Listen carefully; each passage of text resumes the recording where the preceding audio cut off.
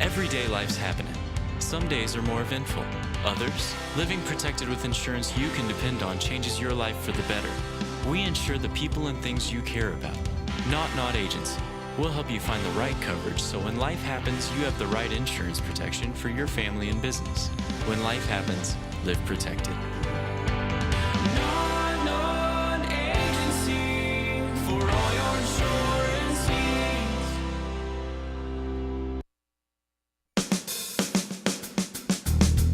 Good morning and welcome to Radio Friends on Tuesday, May 30th. A great big event coming up this weekend.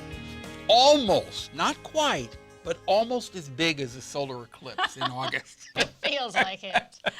We're talking about, not quite up there with the solar eclipse, but we're talking about Art in the Park, the Columbia Art League. DIANA MOXON, good to have you here. It is my solar eclipse. It's my life eclipse. It eclipses my life for about, This really is a very 6 big months. deal for you and for the Columbia Art League and for people of Central Missouri. It is. It's a huge event. And, in between the moments of stress, I remind myself that whenever I talk about art in the park to people, they say, oh, I love art in the park. And I realize how much joy this event brings to people all around the region. And then I should just be, makes me very happy that I'm able to be a joy deliverer. Well, how many people, the total number of people come to Art in the Park? The visitors. Yeah, visitors. Probably 13,000. I mean, it's a little bit weather. 13,000 A little bit weather dependent. So if it's a nice weekend, we get higher crowds. If it's not so nice or a bit rainy or whatever, then it's lower. But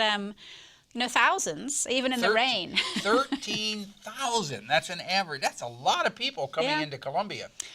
Now, how many vendors will you have again? We have around 105 this year. So we go up to 110, which is our usual number. But this year, a lot of the artists wanted to have a double space. So within the footprint, if someone has a double space, it kind of takes out somebody else. So we like to keep the footprint kind of the same shape and size. So that means that those vendors were very pleased with the results they had before. I guess so, yeah. I mean, some of them are people who take double booths every year. Some of them are people who are brand new to the festival, but the way they set their booth out is such that they need a double space. And yes, some people, I guess, did well and decided to increase their capacity. So how do you decide who are the people that are going to come and have their wares available? I don't decide. That's because I'm too close to it. So we have a team of jurors and they meet in February and they're all experts in their field. So they'll each have a different expertise. One might be a ceramic artist, one might be a photographer or a painter or a jeweler. Some of them are academics, some of them are festival artists, but they all meet and they score all of the submissions that we get. So we get about 250 applications and they look through all of them and they award scores to all of those people. Oh, so these people have to apply. Oh, yes. And then when do they find out if they've been End of February. At the end of February, they find out whether they have been accepted or not. We send all the invitations out, and then they have a couple of weeks to reply and accept or decline. So by the end of March, I know who's going to be here. So what do you say? What's the most unusual exhibit you're going to have this year? Oh, gosh, that's a tough one. I don't know if there's anything really unusual. There's a great couple from Illinois who've been there before, but they do these amazing ceramic fish.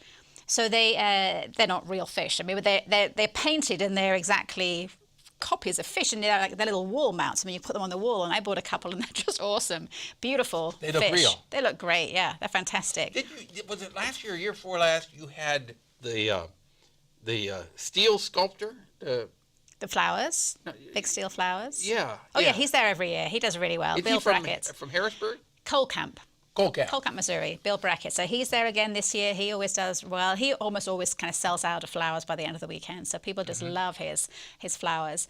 There's lots of new people this year that haven't been with us before. There's always, a number of people who return every year, and then some people either don't get juried in. That's possible. Some of our regulars might not make it past the jury. Some people sit out a year because they're going to a wedding or they've got other events on. So this year, I'd say there's probably 35% that are brand new people to Art in the Park. So lots of new things to see, which is always fun for the festival goers to see new things each year. When you talk about planning this, you got to be a little bit nervous, not knowing what the weather is going to do. I mean, and you've had some really rainy conditions, but I remember the one year when it came out, I think it was a couple of years ago. It was a couple of years ago when you had the rain, and you had 4 years ago. 4 years ago, and you had the plywood in between there. But still, it didn't dampen the spirits. People were as happy as can be. Yeah, I mean, it was wet underfoot that year. It didn't really rain on the weekend. It was kind of dry, but it had rained so much the previous week. And even on the Friday morning when we were setting up, it was thunderous. And so when you stepped onto the grass, you went up to your ankles in water. Right, I remember. So there was straw everywhere and plywood boards. But luckily, it stayed dry over the weekend, so that helped. But it was cool that year. It wasn't a very warm year, kind of damp. So that is the biggest part of my stress. And people say, well, there's no point stressing. You can't do anything about the weather, which is true. That's but easy to say when you're not involved with it. It's right. very easy to say. I know that firsthand. What are you worried about? You can't do anything about it. No, you can't do anything about it, but a whole lot is hinging on it too. Exactly. And then the problems that it creates, of course, are then your problems to solve. And so that's where the stress is. Yeah. Well, I wish you the very best of luck with this. It's June the 3rd and the 4th. That's Saturday and Sunday, right? Stevens Lake Park. Just east of downtown in Columbia, and there's lots of parking up at Boone Hospital Medical Plaza, and we have little shuttles that run down and bring you down to the park, so you can park up there. Even that does get full, so come on your bicycle or take a city bus or other ways to get down. Is there a charge for the shuttle? No, it's all free. Parks and Recreation provide the shuttle for us. Oh, nice. Yep, and also the guys that drive the little golf carts downtown, McDaddy's, they come down and they shuttle people down in their little 6-seater golf carts. So that's very sweet of them to do that, and that's all free too. They just work for tips. So yeah. So how many other art in the parks are there around the country? Oh, there are many in many states. So it's not just unique to Columbia. It isn't just unique to Columbia, but what I would say is the same weekend as Art in the Park. The artists that we have at our festival had a choice. They could have been in Topeka, Kansas, Kansas City, St. Louis, Iowa City, Edina, Minneapolis, Indianapolis, Chicago, Old Town. There were so many other art festivals on the same weekend. So having on the same weekend? Yes, same weekend. So the fact they have chosen us. So I always say, please come out and go shopping. Go out and buy something. Even if it's a coffee mug or a pair of earrings, we have to turn up and shop. That's our job. And then they want to come back the following year. Exactly. And you got to remember, for these people who are the artists, this is how they make their living. Right. This is their lifeblood. Exactly. They put their heart and soul into their artwork, and they're hoping that it will return a living for them. Exactly. They're not making a good living, but a living, so that they can